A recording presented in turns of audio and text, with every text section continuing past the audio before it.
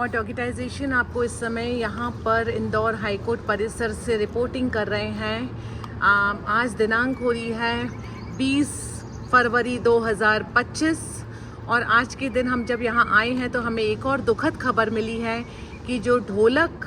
Black and white छोटी ढोलक थी उसकी भी मौत हो चुकी है। तो बदामी ने टोटल दिए थे 10 बच्चे और उनमें से अब टोटल 2 बच्चे हैं जो ज़िंदा हैं और बाकी 8 बच्चों की मौत हो गई है। और इस पूरी कड़ी में कि आप सोचेंगे कि हम हाई कोर्ट परिसर वाले डॉग्स को फीचर करते रहते हैं, तो हमने यहाँ पर कैमरा लगा करके ये बताने की पूरी कोशिश करी थी कि जब एक भारतीय श्वान बच्चों को जन्म देती है तो कैसे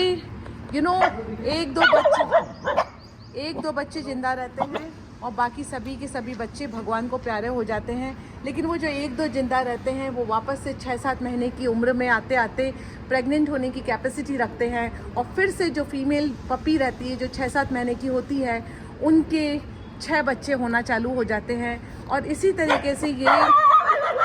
सब्जेक्ट के अंदर कम ऑन इस सब्जेक्ट के अंदर में ये बेसिकली एक प्रोडक्शन मशीन बन के रह गई है कि ये बच्चे पैदा करेंगी,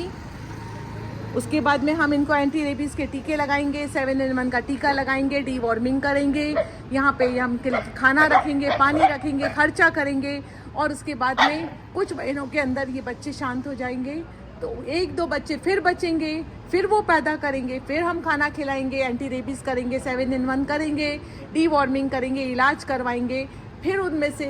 एक आधी बच जाएगा, बाकी मर जाएंगे। तो जिस तरीके से इस सब्जेक्ट के अंदर में इंसान जो है भारत देश के अंदर में पत्थर दिल जो होता जा रहा है उसका मूल कारण ये है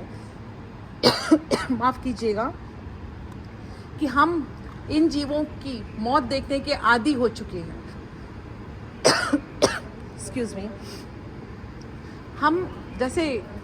जगह जगह हर गली के अंदर में मौत देखने के इतने आदी हो चुके हैं कि अब इनकी मौत हमें विचलित नहीं करती है। हम ये मान के चलते हैं कि ये पैदा हुए हैं तो ये मरेंगे ही मरेंगे। लेकिन यदि इस विषय के अंदर में बदामी का सही समय रहते स्टरलाइजेशन हो चुका होता तो ना उसने 10 बच्चों को पैदा करा होता, ना उसके बाद एक के बाद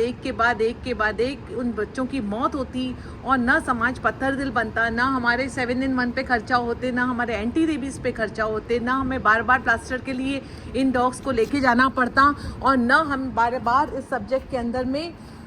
कोई तरीके के काम करने की ज़रूरत पड़ती। तो मेन सॉल्यूशन जो है,